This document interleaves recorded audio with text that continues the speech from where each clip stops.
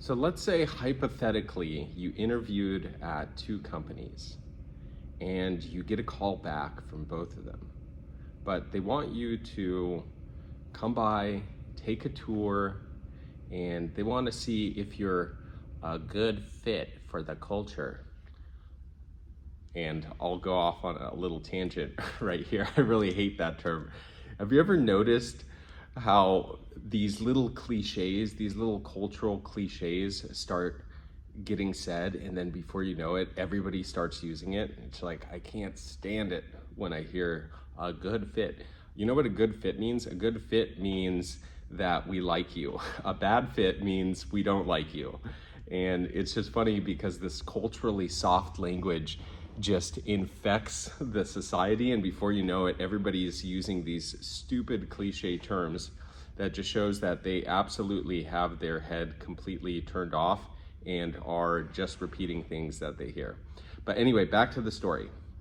So they invite you to go take a tour of the campus, the company campus, right? And the first company, everything seems a bit chaotic. And you notice as you're walking around that people are actively voting on certain things to take place in the company. And you see people quarreling with each other and bickering, and it seems like there's kind of two separate factions that are warring against each other. And the person giving you the tour explains that, you know, they have a very democratic culture, and they like to vote on the issues. And the leadership takes more of a passive role in the organization. And as you walk out of there, you have this uneasy feeling about the place. It's kind of falling apart. It seems like it's not super well maintained, and it doesn't look like the people are actually getting a whole bunch done. And later you start to ask a few questions about how the company is doing financially. And they begin to tell you, well, we're in a little bit of a rough patch. We're actually, going into debt every quarter. But it's okay because the culture makes up for it. And so you go to the next company. And the next company is more or less structured the way that a traditional company is structured, with a top-down leadership. And you notice that people are pretty well put together. There's some people sulking and kind of hiding over there. There's some people chatting. It seems like more or less a normal work environment.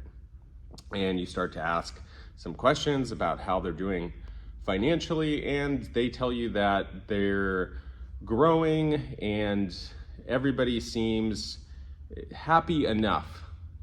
There's no one that's going to be ecstatic, but the people are happy enough. And so you walk out of those two environments, and immediately the choice is clear where you're going to work, right? There isn't a question in your mind. You're not going to go and work in the chaotic environment where the company is going into debt, because that means that if you want to get a raise, you're probably not going to get a raise. You're probably going to get laid off before you get a raise, or the company's going to go under and you're just going to have to look for another job. And I bring up this analogy not because it's a direct comparison between the two, but within society, there's an inherent understanding that purely democratic organizations do not work and do not function. But within the tropes of the society and the ingrained ideology of a society, the word democracy is akin to good itself. And we see this with other cliche statements like our sacred democracy. Democracy, the word itself, means good to Americans or to Westerners. And the word dictator means bad or monarchy. And I invite you to examine why that is. Let's imagine another situation and just do this mental experiment. Is it feasible? I'm not asking for a concrete example right now, but would it be feasible for a society that is run by a dictator to be more prosperous, to have better standards of living, to have equal rights and freedoms, and a better quality of life than a society that is a democracy, as we're told? We're going to get to what a real democracy is versus what we live in the United States, but that's a little bit later. But first, I just want you to ask yourself if that is even a conceivable scenario, or if you immediately bristle with angst. No, that can't be possible. It's impossible for a dictator to have a better society, because even if it's better, it's worse because simply by the fact that he is a dictator. Now, if that is your reaction, you know that you're in the grips of an ideology. And that ideology doesn't even let you consider the possibility of something being another way. Now, we can get into the realities of whether democracies or dictatorships are better or worse in most cases. But that's not what I'm talking about right here. I'm just asking if it is feasible, if it is comprehensible. Now for the other experiment, is it feasible? Is it possible that a democracy could have a quality of life that is worse than a dictatorship, less freedoms than a dictatorship, and an overall quality of life that is worse on every front? Is it possible? Well, again, if your answer is no, it is not possible, or even if it's possible, it's still better because it's a democracy, because it's the people who get to decide. Well, there's the old saying, right? And I think it goes something like, better a wise king than a stupid mob. I don't know if they say stupid, but you get the point. So let's get into democracy in the United States or a republic. Everywhere you hear this term, it doesn't matter if you're right or left, you always hear people saying our democracy. And I concede that the election process is a democratic election because there's a democratic process where the majority of the people and the electoral college decide the representatives that are going to represent us. But after that, the United States functions as a republic. And what is the difference between a pure democracy? Now, a pure democracy, I'm not sure if one has ever really existed because you have to ask yourself, like, on what issues are you actually voting on? Are the people voting on? Obviously, within, you live in a city and you can vote on municipal issues. So you have a democratic voice for local things. But in the example of the United States, in a republic, we have representatives in Congress, in the Senate, and in the judicial branch. And we rely on those representatives to make informed decisions that hold our best interest as those who elected them in mind. Ultimately, then there's the executive branch. And I want to bring this example. I can't remember off the top of my head. I'm gonna have to look, but I know for a fact that Joe Biden had more executive orders in I think it's his first year, first 6 months, but he had more executive orders in his term than any other president before him. And Donald Trump had more than any other president before him. And then before him, Obama had more than George Bush had. And so it does not matter what side the person that you like came from. The executive branch has been growing stronger and stronger. And when we hear things like executive order, well, that doesn't sound, terrible. So just consider that for a moment, and we'll get back to that as well. Well, to go further with the idea of a republic. So a republic versus a pure, unadulterated democracy. Let's imagine another situation. And, this one's going to be real crazy. We could never imagine something like this happening. But imagine for a minute that there was some disease that began to spread. And we lived in this pure democracy where the will of the majority was to be done. And the majority of the people wanted everybody to be locked inside and everybody to wear little rags on their face. And they wanted their kids to be put in special centers where the government would take care of them for the safety of everybody, obviously. And since the majority of people voted for this and supported this, the crazy minority that was left, let's say there was 35% of the people, 40% of the people didn't agree with this, but they're the minority. Well, guess what? You live in a democracy. So in this democracy, the majority gets to control how the minority acts or their rights. That would be an example of a purely democratic society.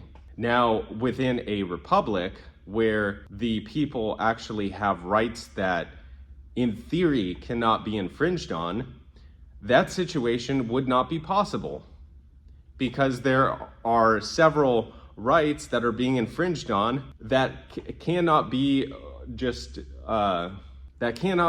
overridden just because the majority decided one day that this is the best thing for people to do and this is what everybody needs to do. So consider that for a minute. And before you utter the stupid words of our sacred democracy, just think about what you are actually saying. And just consider how dangerous an actual, unadulterated will of the people, because who's controlling the will of the people? That's the other question, is where are the people getting consensus on issues? Are they researching topics? Are they consulting the literature? Are they studying the science? Do you think anybody, or I shouldn't say anybody, but what percentage of people do you think were statistically and medically informed in the days of the coronavirus?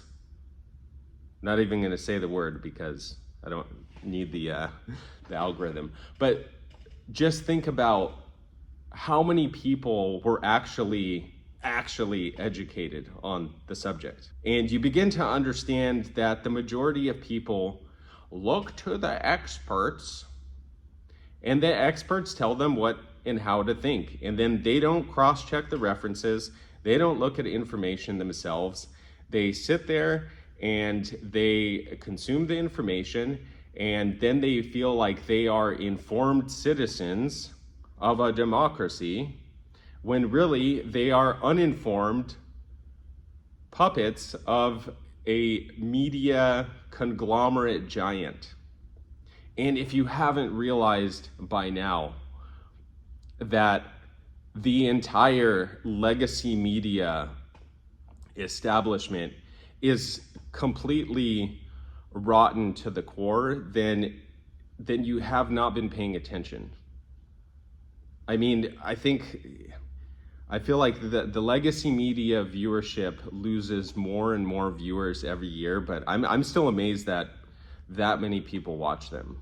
But really, the people have turned to personalities like Joe Rogan, other independent voices that actually have interesting, knowledgeable people from every section of society share their thoughts. And also, you don't have to agree with everything, but most of the people that you hear on these third-party outlets, they don't speak in just the mind-numbing cliches, the mind-numbing tropes that some of these people speak. And it's like one of those things where sometimes I'll be interacting with someone and, they'll say one cliche and I'm kind of like, okay, well, we can move past that. And you have this just like sinking feeling in you where you understand that this person is kind of like the Woody doll from Toy Story, where if you pull the string, there's sayings that come out, and once you've heard 2 or 3 of them, you can predict what the other ones are going to be. Maybe they're slight variations on the sayings, but you know where the person is just based on the way that they talk in the language that they use. That's strange. That's really strange. I love getting into conversations with people where they're kind of all over the place. You don't know, they might say something over here, but then they kind of, have this opinion over here that seems kind of crazy. At least that person is using their brain. Again, like, you don't have to agree with those people, but just the fact that they don't speak in cliches shows you that they have a head that is functioning, that is able to process information logically, that they're not just on this repeat mode. And so to get back to this idea of democracy and why it bothers me so much, it's when pride is no longer pride and becomes hubris. And you can see it in the types of conversations that we have. And this is why things like the assassination of Muammar Gaddafi can happen and people don't bat an eye. It just, he's a dictator, he's evil. You can say dictator and you don't even have to follow it. You can say dictator and you don't have to follow it up with anything else, and everybody already says anything that happens to the dictator he deserved because he was a dictator. But Joe Biden, that has had more executive orders than any other president, he's not a dictator. He's a democratically elected president of our sacred democracy. And there's this wonderful clip where Hillary Clinton is meeting with the son of Muammar Gaddafi. And I think I don't know if they're at the White House, but they're somewhere, and he's this tall, handsome guy, and she's telling him how much she, is looking forward to cooperating with him and building a partnership based on trust and this and this. And if you're not very familiar with what happened in Libya, I'm not going to go into the whole story, but there's this one event that happened after they assassinated Gaddafi, and NATO was given orders to destroy this giant aqueduct, or this giant pipe that basically provided fresh water to the Libyans. Now that's a very, very interesting fact.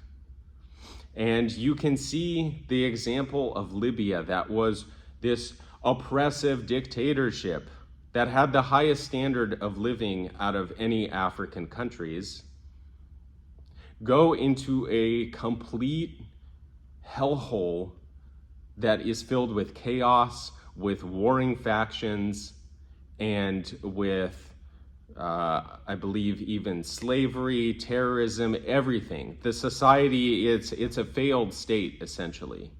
And then you see the smile and the handshake and the pride-filled words of individuals that love to talk about our sacred democracy. We will try to arrange that. I am very pleased to welcome Minister Gaddafi here to the State Department. We deeply value the relationship between the United States and Libya. We have many opportunities to deepen and broaden our cooperation, and I'm very much looking forward to building on this relationship. So, Mr. Minister, welcome so much here. Thank you. Thank you. We're delighted you're here. Thank you. Thank you all very much. Thank you. The ambassador from Libya.